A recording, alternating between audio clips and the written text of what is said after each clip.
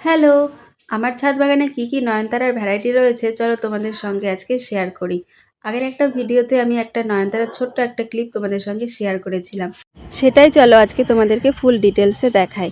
ফার্স্টেই দেখো এই ভ্যারাইটিটা। এটার পাপড়িগুলো লাইট পিঙ্ক আর মাঝখানে ডার্ক পিঙ্ক।